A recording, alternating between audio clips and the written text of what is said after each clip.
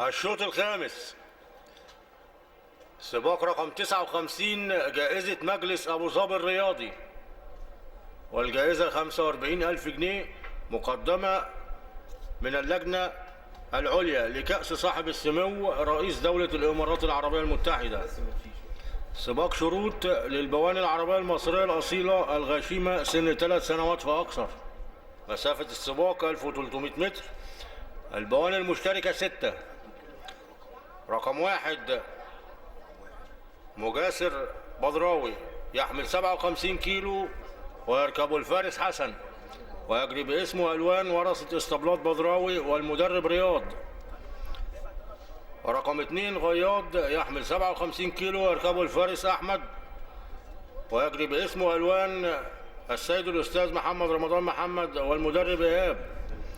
ورقم 3 رحمة بدراوي تحمل 55 كيلو ونص ويركبها الفارس رمضان محمد، وتجري باسمه ألوان السيد الأستاذ محمد رمضان محمد والمدرب إيهاب. ورقم 4 جرة الوادي نورهان تحمل 55 كيلو ونص ويركبها الفارس عمرو رمضان، وتجري باسم ورثة اسطبلات التحوية والجزيرة والمدرب يوسف. ورقم 5 أنوار نورهان تحمل 55 كيلو ونص ويركبها الفارس طارق، وتجري باسمه ألوان السيد الأستاذ هشام عبد العزيز أبو نار والمدرب يوسف. ورقم 6 إيلين الأهرام تحمل 55 كيلو ونص ويركبها الفارس جرجور، وتجري باسمه ألوان اسطبلات الأهرام والمدرب رياض. البواني استعرضت قدامنا وفي طريقها للبوابات.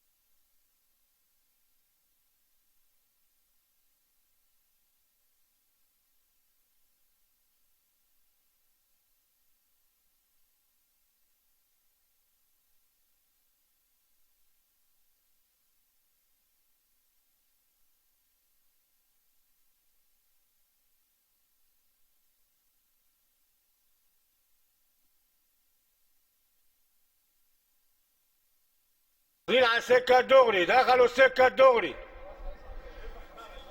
جرة الوادي نورهان ومجاسر بدراوي.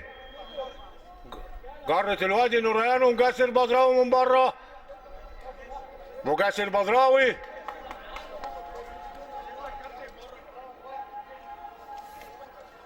وغياض.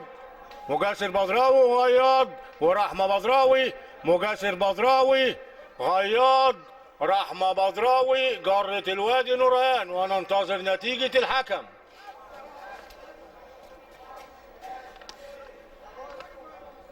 مجاسر بدراوي، أنوار نورهان، غياض رحمة بدراوي، وننتظر نتيجة الحكم.